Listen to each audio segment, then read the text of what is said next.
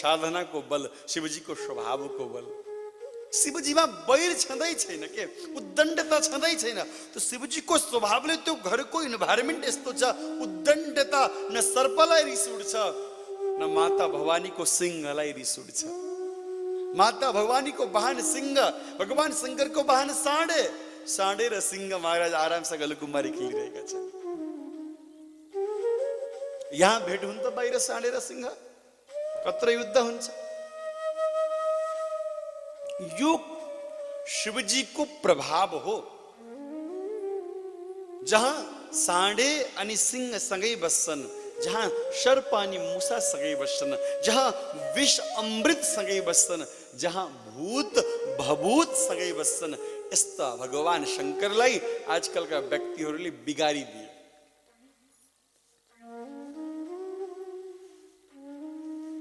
त्यसैले म निवेदन गर्न चाहन्छु, यो व्यासपीठको माध्यमबाट भगवान शङ्करको छवि दूषित नगरौँ।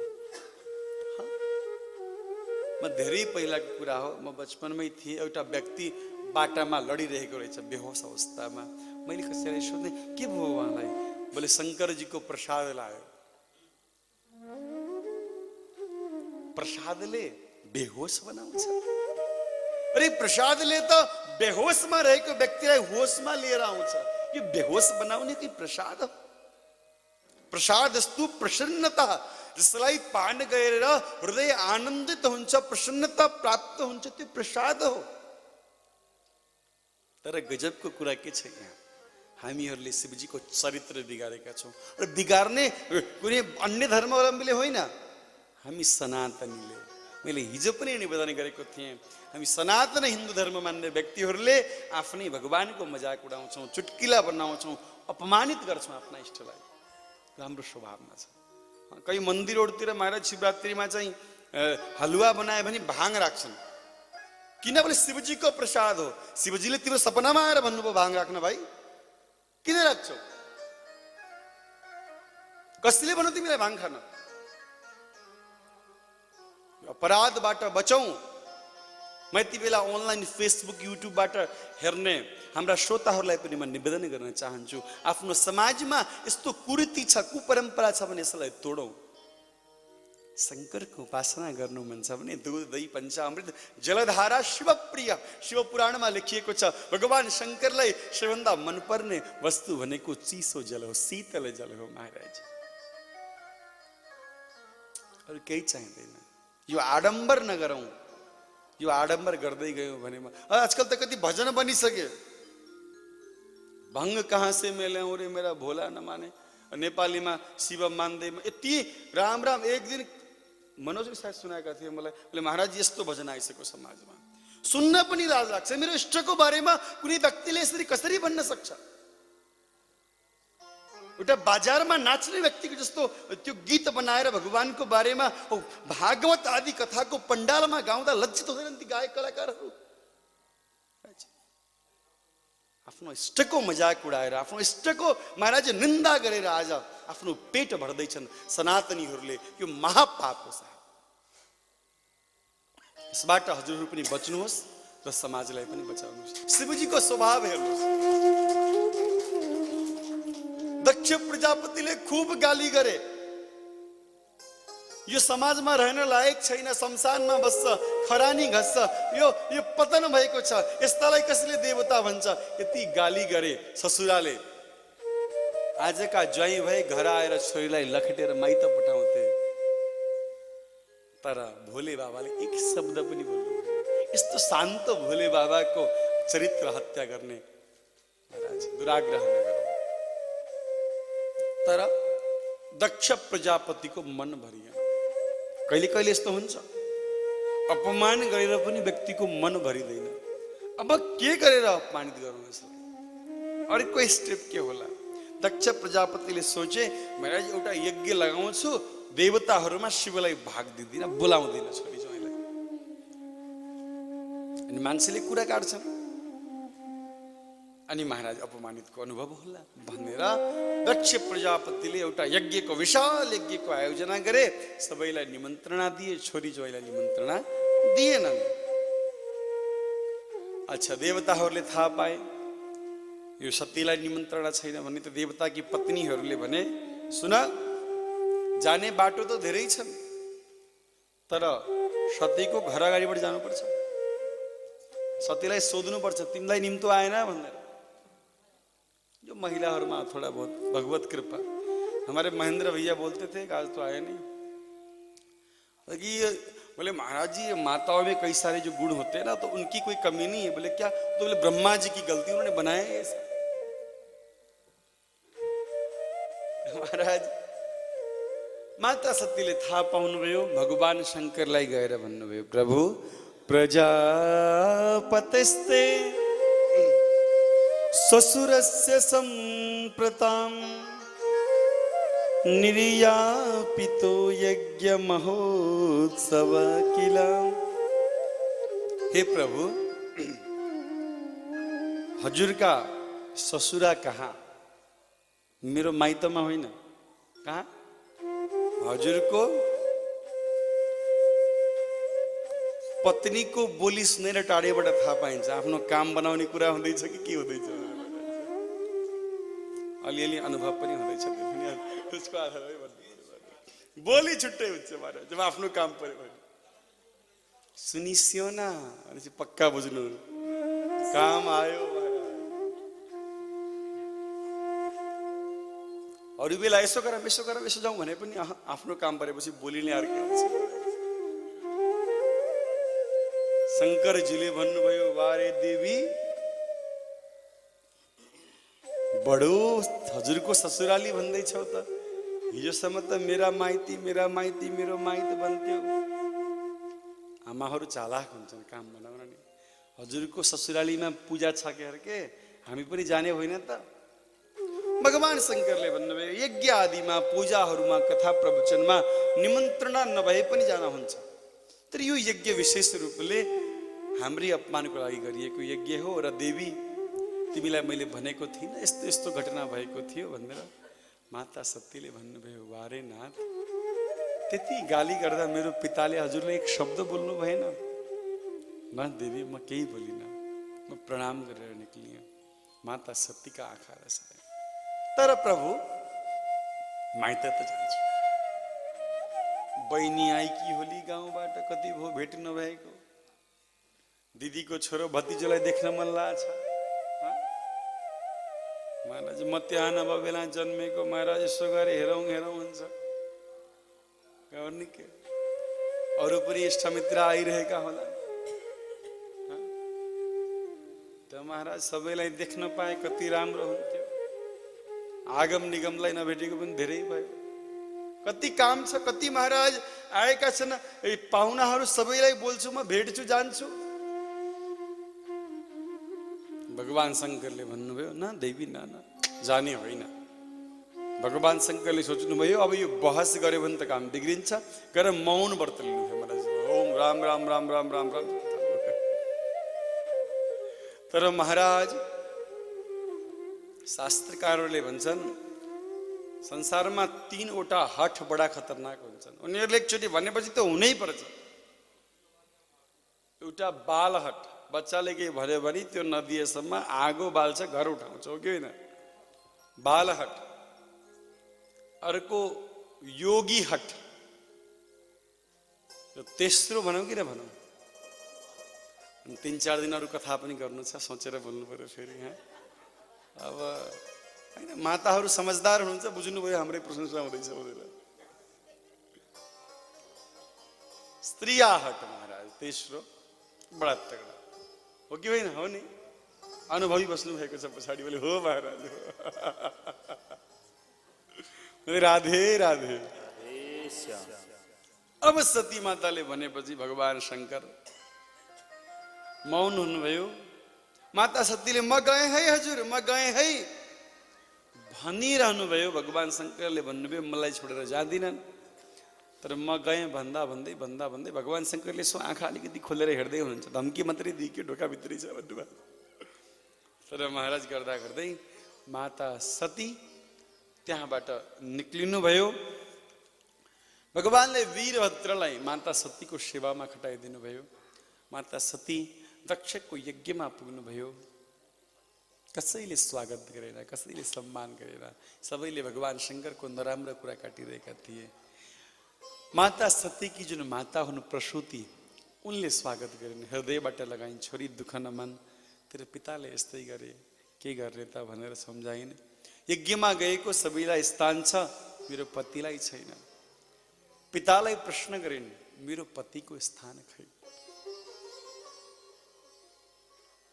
मेरो पतिलाई ठाउँ खै, सम्मान खै, इज्जत खै।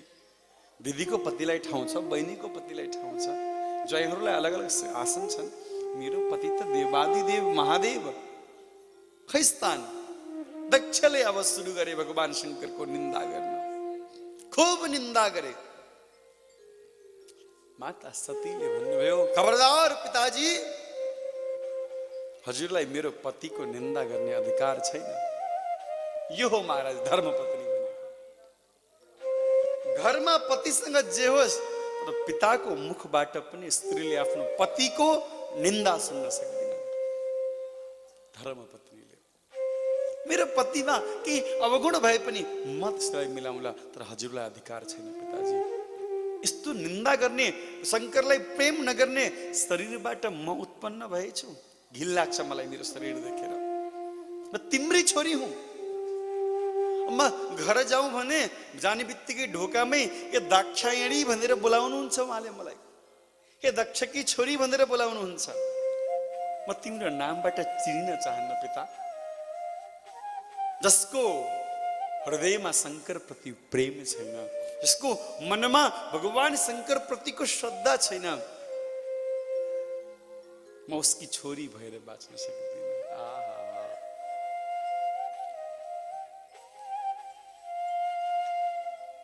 माता सतीले अगाडि यज्ञ भइरहेको हवन यज्ञशालामा शरीर त्यागिदिनु भयो। चारैतिर हाहाकार मच्यो। वीरभद्रले महाराज यज्ञ विध्वंस गर्न थाले। दक्षको टाउको काटेर महाराज यज्ञ कुण्डमा राखिदिए। भगवान शङ्कर चाल पाउनुभयो, आउनुभयो भगवान शङ्कर। भगवान शङ्कर आएर माता सतीलाई प्रेम गरेर पुरा संसारका खबर दिएर घुमाउनु भयो। आजकल मान्छेहरूले प्रेम दिवस भनेर भ्यालेन्टाइन डे मनाउँछन्। यो भ्यालेन्टाइन डे भनेको के कसैलाई थाहा पनि छैन। अच्छा, भ्यालेन्टाइन डे मनाउनेलाई पनि थाहा छैन हजुर। जसले भ्यालेन्टाइन डे मनाउँछन् नि उनीहरूलाई पनि थाहा छैन यो भ्यालेन्टाइन डे हो के। पश्चिममा एकजना भ्यालेन्टाइन नाम गरेका त्यो क्षेत्रका साधु थिए। उनले अमर्यादित रूपमा विवाह गरेका थिए र सैनिकहरूको पनि जबरजस्ती राज्यको विरोधमा गएर, राज्यको नियम विपरीत गरेर विवाह गराइदिएका थिए र उनलाई फाँसी दिएको थियो। र उनलाई फाँसी दिएको त्यो दिनलाई प्रेम दिवस भनेर आजकल मनाउँछन् व्यक्तिहरूले। उनलाई फाँसी दियो त उनको हामीले त मरेको दिन श्राद्ध मनाउँछौँ। यो भ्यालेन्टाइन डे कहाँबाट आयो भाइ? हो कि होइन? हाम्रा को मरेर हामीले भ्यालेन्टाइन डे मनाउने भाइ? म बुझ्दिनँ कुरा। मान्छेले प्रेमको कुरा गर्छन्। प्रेम ती सन्त भ्यालेन्टाइन डेले के प्रेम गरे होलान्? प्रेम भगवान शङ्करको हेर्नुहोस्, मरेकी पत्नीलाई काखमा लिएर ब्रह्माण्ड घुम्नुभयो महाराज। आजको पति भाइ एम्बुलेन्स बोलाएर लगाएर जलाइदिन्थे होला, तर शङ्करको प्रेम हेर्नुहोस्, सतीलाई काखमा लिएर कन्दामा उठाएर पुरा विश्व घुमे। हा सती, हा सती, हा प्राण प्रिया भन्दै। प्रेम, कसैलाई प्रेमको इष्ट मान्नु छ भने शङ्करलाई मान्नुहोस्। मनाउँछन् भ्यालेन्टाइन डे। यो शङ्कर सतीको प्रेम हेर्नुहोस्। जबसम्म शरीरको एक एक अङ्ग रह्यो, घिन मानेन, लाज मानेन। कति फोहोर भएको थियो होला। संसारभरि शरीरका सतीका शरीरका अङ्गहरू झरे र त्यहाँ पीठ बन्दै गयो। हजुरहरू जहाँबाट आउनुभयो त्यहाँ दिव्य कामाख्या पीठ छ। नेपालमा गुह्येश्वरी आदि पीठ छ। वृन्दावन धाममा कात्यायनी पीठ छ। पूरा संसार भगवान शङ्कर शरीर सतीको शरीरको एक टुकडा अङ्ग बाँचुन्जेल लिएर कुहिएर जबसम्म आफै खसेन तबसम्म लिएर हिँड्नुभयो। त्यो हो प्रेम। कहाँ मान्छेले प्रेममा संसार। भगवान शंकर सतीको यादमा विरक्त भएर आफ्ना इष्टदेवको भजन गर्न कैलाशमा जानुभयो। दक्षको यज्ञ अधुरो रह्यो। देवताहरू चिन्तित भए, यसरी यज्ञ अधुरो रह्यो भने धर्मको सत्ता कमजोर हुन्छ, यज्ञ पूर्ण गर्नुपर्छ। ब्रह्माजी कहाँ गए? ब्रह्माजीले भन्नुभयो जहाँ नारायण थिएनन्, जहाँ शंकर थिएनन्, जहाँ हरिहर थिएनन्, त्यो यज्ञ पनि कुनै यज्ञ हो? तिमीहरू किन गयौ त्यहाँ? प्रभु यज्ञ पूरा गरिदिनु पर्यो। सबै देवताहरू भगवान शंकरलाई मनाउन भनेर कैलाशतिर गए। हे भगवान शंकर, तिम्रो बहुत बहुत जय हो, तिम्रो कृपा जीवनमा बनिरहोस्। हे प्रभु, आफ्नो समाधिबाट जाग्नुहोस् भनेर भगवान शंकरलाई मनाउन सबै देवताहरू कैलाश पुगे। जय जय हो भोले बाबा हर बम बम, जय जय हो भोले बाबा हर बम बम, जय जय हो भोले बाबा हर बम बम, जय जय हो भोले बाबा हर बम बम। दुवै हात उठाएर सबैले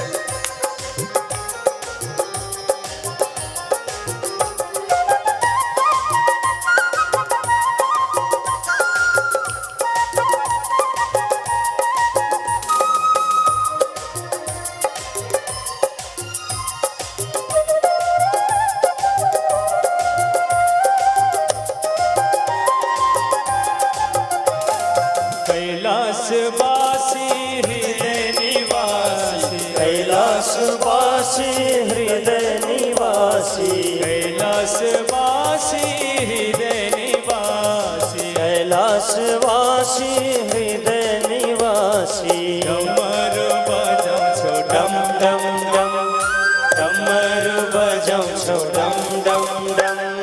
जय जय हो भोले बाबा हर बम बम, जय जय हो भोले बाबा हर बम बम, जय जय हो भोले बाबा हर बम बम, जय जय हो भोले बाबा बम बम बम।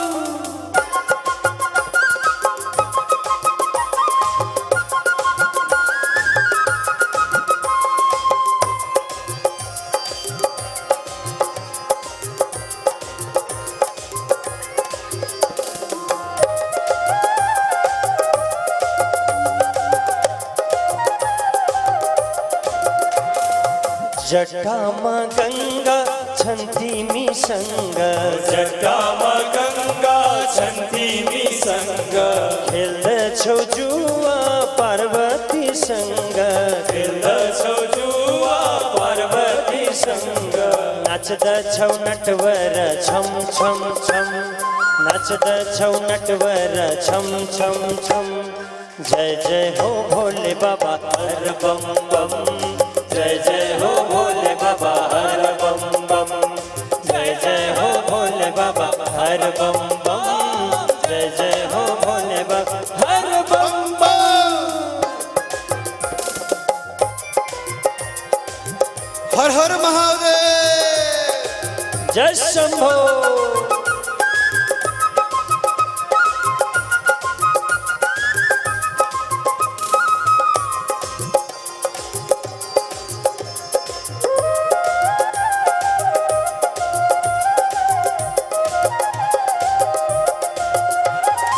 भस्म लगाई चंदन लगाई, भस्म लगाई चंदन लगाई, भस्म लगाई चंदन लगाई, भस्म लगाई चंदन लगाई।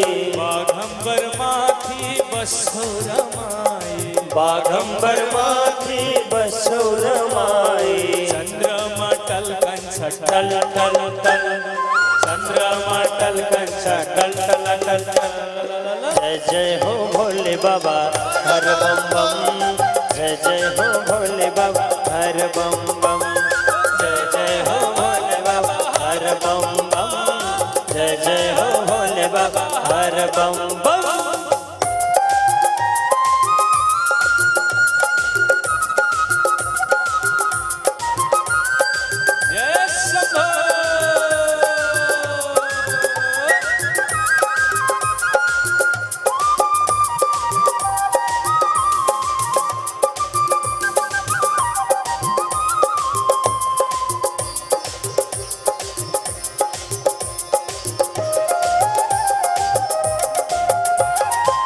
नाग को माला नीलो छगला, नाग को माला नीलो छगला, नाग को माला नीलो छगला, नाग को माला नीलो छगला, निधर्म तिम्रो अग्नि को ज्वाला, निधर्म तिम्रो अग्नि को ज्वाला, त्रिनेत्र बल्द छ दन दन दन, त्रिनेत्र बल्द छ दन दन दन दन। जय जय हो भोले बाबा हर बम बम, जय जय हो भोले बाबा हर बम बम, जय जय हो भोले बाबा हर बम बम, जय जय हो भोले बाबा हर बम बम, जय जय हो भोले बाबा हर बम बम, जय जय हो भोले बाबा हर बम बम।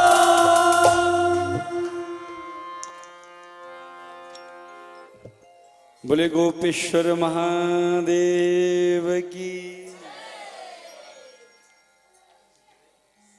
भगवान शंकर को स्तुति सबैले गरे। भगवान शंकर को एउटा नाम हो आशुतोष। संसार में एउटा शब्द बड़ा प्रचलित हुन्छ आंसू कवि भन्ने सुन्नुभयो होला। तत्काल केही विषय देखिने बित्तिकै कविता लेख्न सक्ने, तत्काल लेख्ने, झट्ट लेख्ने। भगवान शंकर झट्ट प्रसन्न हुनुहुन्छ। कति सजिलो पूजा। एउटा बडा सुन्दर प्रसंग पाइन्छ नि, एकजना भक्त भगवान शंकरको मन्दिरको घण्टी चोर्न भनेर गए। शिवलिङ्ग माथि घण्टी रहेछ, चोर्ने कसरी? केही कुर्ची भेटिएन कि यसो यताउता हेरे केही देखिन्छन्, त्यही शिवलिङ्ग माथि चढेर घण्टी तुल्याएछ महाराज। भगवान शंकर प्रकट हुनुभएछ। वारे भाइ वाह वाह वाह। मान्छेले दूध चढाए, दही चढाए, घिउ चढाए, जल चढाए, तिमीले त आफैलाई चढाइदियो माथि भनेर भगवान शंकर महाराज प्रसन्न हुनुहुन्थ्यो। त्यस्ता भोले भण्डारी हाम्रा। भगवान शंकर प्रसन्न हुनुभयो र प्रकट हुनुभयो। भगवान शंकरले भन्नुभयो जुन पशुको शिर पाइन्छ सबैभन्दा पहिला त्यही पशुको शिर ल्याएर जोडिदेऊ। उत्तर दिशामा एउटा बाख्रो भेटिएछ। दक्षको महाराज यो शरीरमा बाख्रोको टाउको जोडेर दक्षको यज्ञ पूर्ण गरियो। यो प्रसंगबाट के बुझ्नु पर्छ भने जुन व्यक्तिले धेरै म र मेरो भन्छ नि, जुन अहंकारमा बस्छ नि, म मेरो सम्पत्ति प्रोपर्टी इज्जत मान मैं गरे भने एक दिन मैं होइन भने भगवानले बनाइदिनुहुन्छ। धेरै मैं गरे भने भगवानले अर्को जन्ममा मैं गर्ने नै बनाइदिनुहुन्छ। त्यसैले यो कुरा चाहिँ सदैव हजुरहरूले ध्यान दिनुपर्छ। म यति कुरा हजुरहरूलाई निवेदन गर्न चाहन्छु। अगाडि महाराज उत्तानपादको वंश वर्णन छ। स्वयंभुव मनुका पुत्र हुन् राजा उत्तानपाद। र यहाँ महाराज उत्तानपादको बारेमा चर्चा छ। श्री परीक्षित जी महाराजले भगवान सुखदेवले भन्दै हुनुहुन्छ, परीक्षित स्वयंभुव मनुका नाति ध्रुव जसले भगवत प्राप्ति गरे उनी अत्यन्त निष्ठावान भक्त थिए। उनको चरित्र म तिमीलाई सुनाउँछु। महाराज उत्तानपाद की एउटी पत्नी थिइन् सुनीता, सुनीति। सुनीति भनेको सुन्दर नीतिज्ञ, सबै जानेकी के, टक्क घर चलाउन जानेकी रानी, बडा महारानी। एक दिन महाराज उत्तानपाद शिकारको लागि वनतिर निक्लेका रहेछन्। नदीको छेउमा एउटी सुन्दर स्त्रीलाई देखेछन्। को हौ तिमी?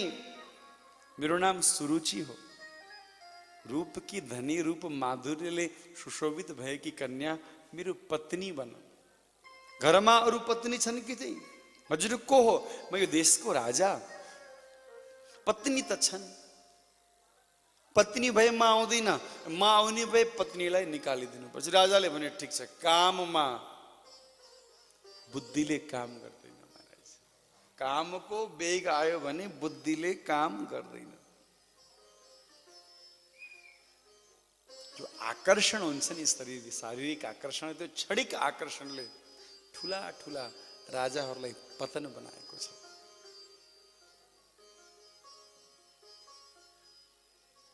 त्यसैले चाणक्यजीले भन्नुहुन्छ राज्य मूलम इन्द्रिय जय। जुन राजाले आफ्नो इन्द्रियमाथि विजय प्राप्त गरेको छ त्यो राजाले मात्रै सार्वभौम सत्ताको राम्रोसँग राज्य चलाउन सक्छ। सुनीति घरमा थिइन्, सुरुचिलाई लिएर आइन्। सुरुचि भनेको स्वस्य रुचि, आफ्नो मनमानी गर्ने। आजबाट मेरो कानुन चल्छ, यहाँ मेरो नियम चल्छ, मैले जे भने त्यही हुन्छ। अब हुन त सबै कमन स्त्रीहरूमा हुने यो स्वभाव हो, तर उहाँमा विशेष थियो। है मनोज? हाँ सही बात है भाई। तो महाराज लिएर आए भजनानंदी महाराज सुनीतिलाई घरबाट बाहिरिए। महाराज वनमा सुनीति बसिन्, महलमा सुरुचि बसिन्।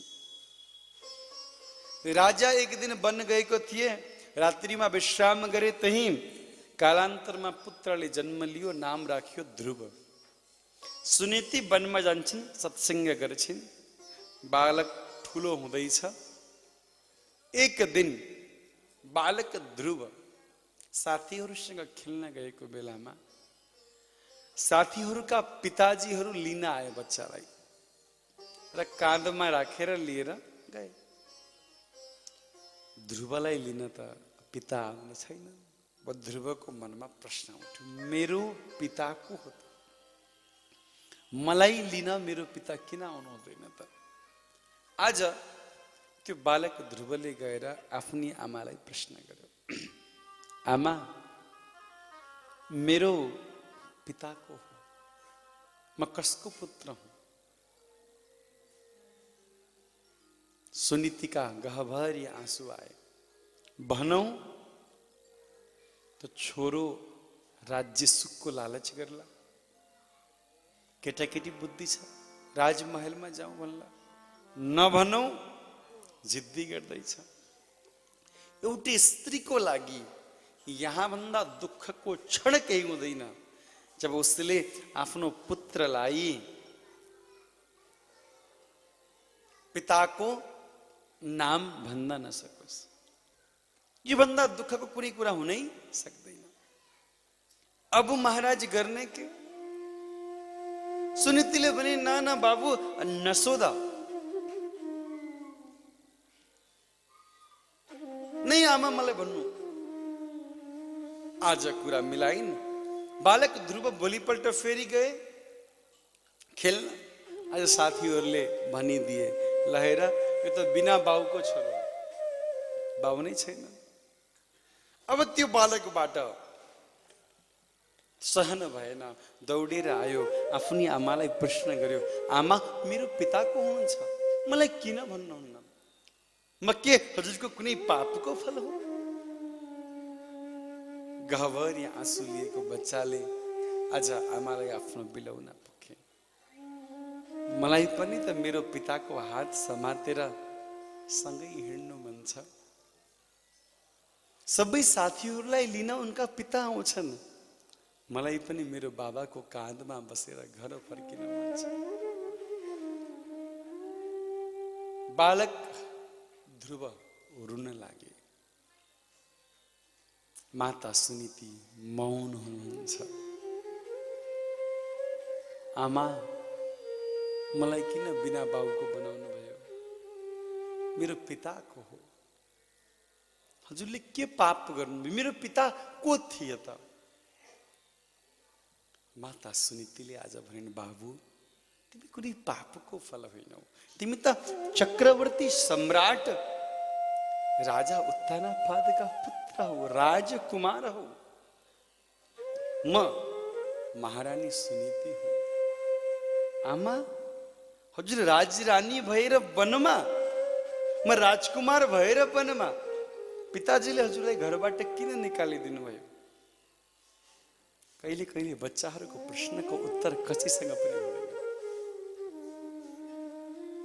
मलाई त बुवालाई भेट्न मन छ, मलाई त पितालाई भेट्न मन छ, पितालाई भेट्न मन छ। सुनीतिले त केही भनिनन्। भोलिपल्ट त्यही गुरुकुलका केही विद्यार्थी राजमहलतिर जाँदै रहेछन्। बेलगाडामा बसेर ध्रुव पनि राजमहलको छेउमा पुगे। राजमहलको मुख्य द्वारमा ध्रुव उत्रिए। पुराना द्वारपाल थिए। माता सुनीतिको स्वभाव सबैलाई वात्सल्य प्रदान गर्ने थियो। ध्रुवको अनुहारमा राजा उत्तनापाद र माता सुनीतिको रिफ्लेक्सन थियो। अनुहार मिल्दथ्यो। बुढा द्वारपालले चिने यो त हाम्रो राजकुमार हो। दुवै गेट खोलिदिए। राजकुमार, प्रथम पटक महलमा हजुरलाई स्वागत छ। बालक ध्रुव 4.5 वर्षको आयुमा साना साना पाउले हिँड्दै हिँड्दै मुख्य द्वारबाट प्रवेश गरे। अगाडि बगैँचा थियो। बगैँचामा महाराज पुष्पहरूको अवलोकन गर्दै हुनुहुन्थ्यो। परैबाट आएको बालकमा आफ्नो अनुहारको झल्को देखेर महाराजलाई थाहा भयो यो त मेरो पुत्र हो। दौडेर गए, काखमा उठाए, हृदयबाट लगाए। ध्रुव पनि रुन थाले। महाराज उत्तनापादका आँखामा पनि अश्रुबिन्दु आयो। बाबु, म क्षमा चाहन्छु। तिमी जन्मेको खबर त पाए, तिम्रो मुख हेर्न आउन पाइन। तिम्री सानी आमाको व्यवहार बिग्रिन्छ, घर परिवार बिग्रिन्छ भनेर सम्बन्ध बचाउन पनि म तिम्री आमालाई भेट्न आउन पाइन। मलाई क्षमा गरिदेऊ। ध्रुवले तोतली बोलीमा भने, बाबा, हजुरले मामुलाई र मलाई यहाँ नल्याउनु भए पनि एक दिन मसँग म बस्ने वनमा हिँडिदिनु। म हजुरको काँधमा बसेर पुरा वन घुम्न चाहन्छु। म मेरा साथीहरूलाई भन्न चाहन्छु म बिना बाउको छोरो होइन, मेरा बा चक्रवर्ती राजा हुन्। एक पटक आफ्नो छोराको लागि वन हिँड्नुहोस्। हजुरको औला समातेर एक पटक गुरुकुलको वरिपरि घुम्न मन छ। ती बटुको ब्राह्मणहरूले पनि थाहा पाउन् म हजुरको पुत्र हुँ। कसैले मेरो आमामाथि उंगली नउठाओस्। कसैले मलाई बिना बाउको छोरा नभनोस्।